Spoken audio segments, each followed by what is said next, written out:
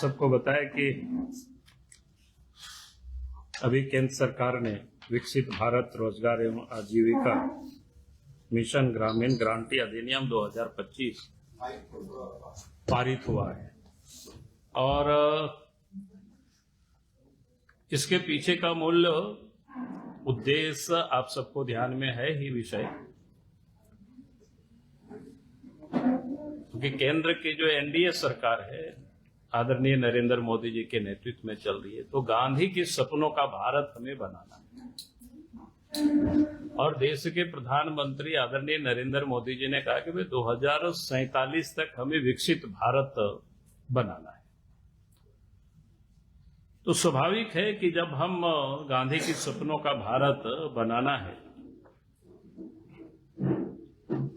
और इसलिए ही इसको बड़ा सोच समझ करके इस नाम को रखा गया है विकसित भारत रोजगार एवं आजीविका मिशन गारंटी अधिनियम 2025। उसी का शॉर्ट फॉर्म में VBG राम जी अधिनियम 2025। अब जिस समय से पता नहीं कि कांग्रेस वालों को क्या होता है कि राम जी का नाम सुन करके उछल पड़ते हैं लोग, और आप तो लोग सड़क पर उछल रहे हैं, नाचने लगे।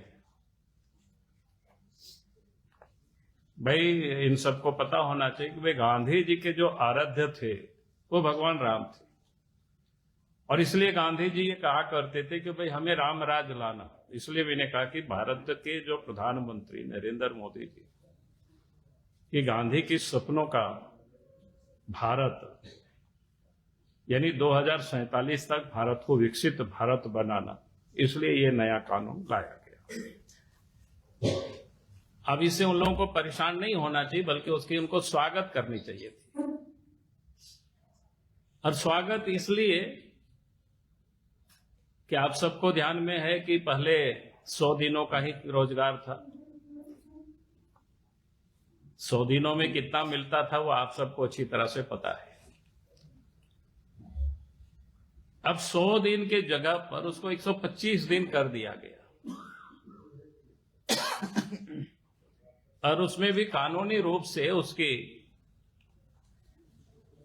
मजबूती ये भी दी गई कि अगर काम नहीं मिलेगा तो फिर उनको भत्ता भी मिलेगा।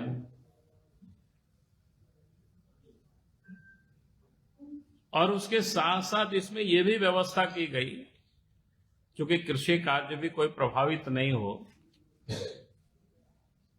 चाहे रोपाई बुआई के समय हो या काटने के समय हो, तो राज्य सरकार अपनी सुविधा से उस 60 दिनों के कामों को रोक सकते हैं, ताकि कृषि कार्य भी बाकी बाधित नहीं हो। तो कुल मिलाकर के ये जो कार्यक्रम है जी राम जी,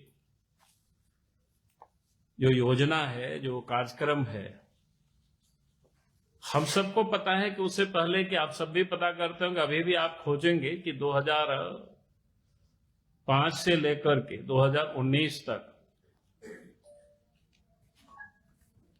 उन्हें लाखों करोड़ों रुपया खर्च हो गए।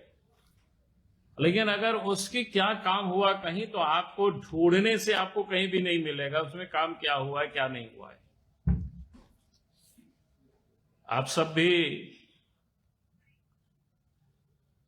क्योंकि लोकतंत्र के चौथे स्तंभ हैं, अभी आप सबको कहा जाए कि भाई थोड़ा जा करके घूम करके देखो, ढूंढ करके कि भाई इसमें से क्या काम हुआ, तो आप वो बता नहीं सकते, दिखा नहीं सकते। हाँ, एक चीज जरूर आप दिखा सकते हैं, आपके ध्यान में आएगा कि किस प्रकार से झारखंड में उपयोग हुआ है, उसका जीता जागता उदाहरण है। मनरेगा के घोटाला में यह एक सीनियर आईएएस अफसर, जो अपने जमाने में लोग बोलते हैं कि बड़ी टैलेंट रही है, और मनरेगा घोटाले के कारण ही महीनों तक, ये या हमको लगता है साल भी शायद पूरा हो गया होगा, वो जेल में उनको रहना पड़ा था। मुझे नहीं लगता है कि नाम बताने की जरूरत है, आप सबको पता है। यानी कहने का अर्थ है कि ये जो मनरेगा था, एक प्रकार से अफसरों के लिए ये चारागाह बन गया था और लूटने का एक प्रकार से जरिया बन गया था। झारखंड जैसे राज्य में हम सब लोग गांव से आते हैं, जब बात करते थे, चर्चा करते थे, तो सर्वत्र लोग कहते थे कि भाई 40% इसमें से कमीशन खोरी होती है। अब ये समझ में नहीं आता है कि भाई 40% आखिर इसमें से कमीशन क्यों खोरी होती है, कैसे होती है, वो उसको और हम यहाँ नहीं जाना चाहते। आप सब लोग उसको जा करके फील्ड पर भी उसका आकलन कर सकते हो। और इसलिए लंबी समय से ये चलते आ रहे करप्शन को ध्यान में रख करके भारत सरकार ने जो कानून बनाई है कि भाई आप हमें इसको यूं ही खाने पकाने वाला नहीं, बल्कि यानी एसेट भी इससे क्रिएट हो, यानी इसको हम देख सकते हैं, इसलिए इसको डिजिटलाइज भी इसको किया जाएगा। और वास्तव में मजदूरों को भी पैसा मिले उसके लिए भी इसमें से प्रावधान किया गया है, जो बायोमेट्रिक सिस्टम, ताकि लोग जहां काम करेंगे तो वहां बायोमेट्रिक सिस्टम, उसमें जगह बाकी वगैरह जो होता है ना, समय वगैरह सब कुछ अंकित होता है, ताकि वास्तव में जो गरीब है, जो जरूरतमंद है, उनको काम भी मिले और काम हो, उसमें से एसेट भी क्रिएट हो। जहां पर इतनी अच्छी व्यवस्था करने के बाद अब ये लोग हाय तौबा कर रहे हैं, उछल कूद कर रहे हैं। उछल कूद करने का एक ही कारण है, जो मैंने कहा कि यहां जिस प्रकार से लूट खसोट मची हुई थी।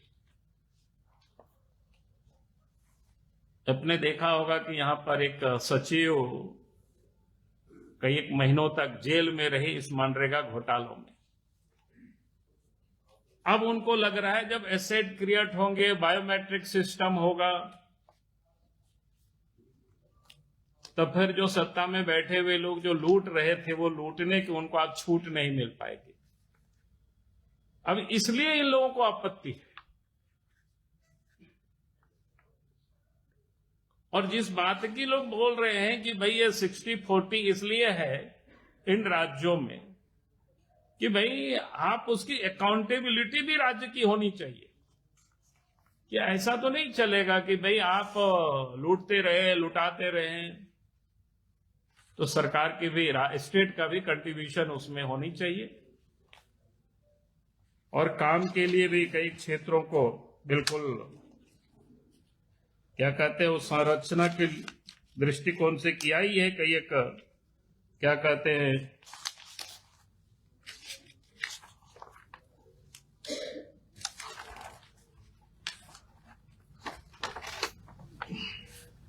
यानी सुनिश्चित और बेहतर आजीविका सुरक्षा देना, टिकाऊ उच्च गुणवत्ता वाली ग्रामीण संपत्तियों सृजन करना, तकनीक आधारित पारदर्शिता के माध्यम से भ्रष्टाचार को समाप्त करना और जवाबदेही के साथ सहकारी संघवाद को मजबूत करना। तो ये मुख्य रूप से है। और फिर कार्य में भी जो किया गया है कि भाई हम किन किन क्षेत्रों में, जैसे एक तो जल संबंधी कार्य, जल की सुरक्षा, जल की संरक्षण, फिर मुख्य जो ग्रामीण बुनियादी ढांचा इंफ्रास्ट्रक्चर, जैसे गांव से आने जाने की जो सड़कें होती है,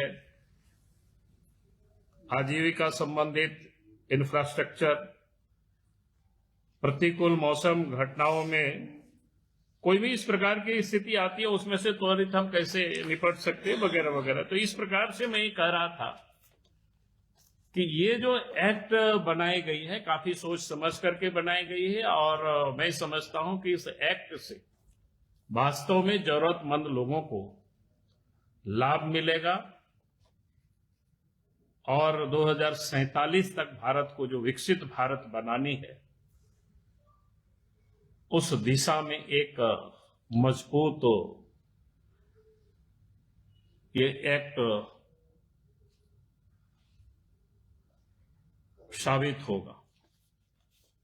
मुझे लगता है कि आज आप सबके सामने मैंने इस पर संक्षिप्त रूप से आपके कांग्रेस का कहना है सब कुछ तो ठीक है, बहुत अच्छा किए, सब कुछ किए, नामों का बदल दिए, नाम रहने देते। अरे हमने तो वही कहा है ना, गांधी जी के आराध्य जी राम जी, गांधी जी ने तो सुबह से क्या बोलते हैं रघुपति राजा राम से ही वो कीर्तन करते थे। भाई उनके अगर आराध्य को हमने इसमें डाला है तो मुझे कांग्रेस की तो स्वागत करनी चाहिए उसमें से। उनको जय श्री राम से बड़ी आपत्ति होती है। हाँ वही कह रहे ना, उन लोगों को जय श्री राम से आपत्ति था, इसलिए हम लोगों ने कहा कि जी राम जी। अब इससे तो और उनको कोई आपत्ति नहीं होना चाहिए। और हमने तो कहा हाँ ठीक है, हमने इसलिए कहा ना जी राम जी, हम लोग जय श्री राम से उनको बड़ी आपत्ति था, इसलिए जी राम जी। और मैंने के गांधी जी के सपनों की भारत बनाना है। कांग्रेस में कई बार नाम बदल चुका है, इस योजना से मनरेगा किया। हाँ, और नाम बदलने का आप कहेंगे तो कई एक नाम बदला है, इसका कई लिस्ट है, मैं उसको नहीं बदलना। पहले जवाहर रोजगार योजना आया, फिर नरेगा आया, फिर महात्मा गांधी नाम जोड़ दिया। तो कांग्रेस की 3 बार बदल चुकी है, हम लोग पहला बार बदले। ये लोगों का ये भी कहना है कि ये जो मनरेगा कानून का सत्र और ये योजना किस सत्र में जा रहा है? कहाँ जा रहा है? मतलब ये केंद्रीय योजना के सत्र में जा रही है जो आपने बनाया, और पहले जो था वो कानून के सत्र में था। नहीं, ये भी कानून के ही में दायरे में है भाई। उनको काम देना, अधिनियम 2025 तो गारंटी है भाई, 125 दिन उनको काम मिलेगा। और 125 दिन अगर काम नहीं मिलेगा तो उसके एवज में उनको भत्ता मिलेगा। ये स्पष्ट है, कानून ही है इसमें।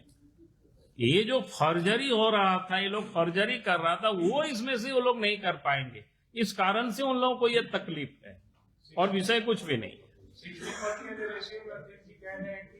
भाजपा की सरकार नहीं है जिस राज्य में, वहाँ लोग कैसे नहीं भेजेंगे भाई? आप 40% यहाँ लगाएंगे, नहीं आएगा तब हमको बताइएगा, हम जा करके लड़ करके ले आएंगे, कोई दिक्कत थोड़े है।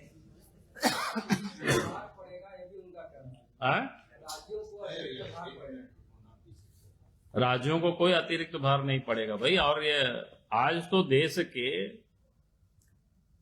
अधिकांश राज्यों में एनडीए की गवर्नमेंट है, 20-20 राज्यों में,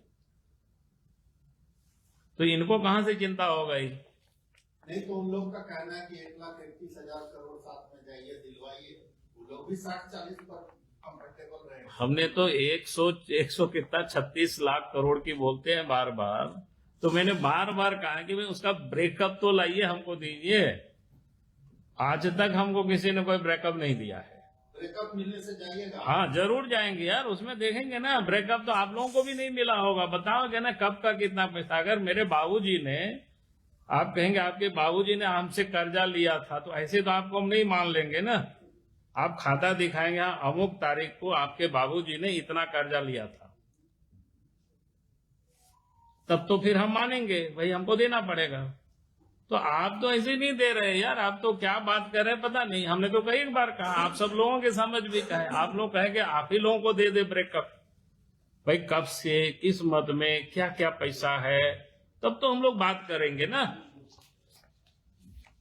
चलिए, बहुत बहुत धन्यवाद।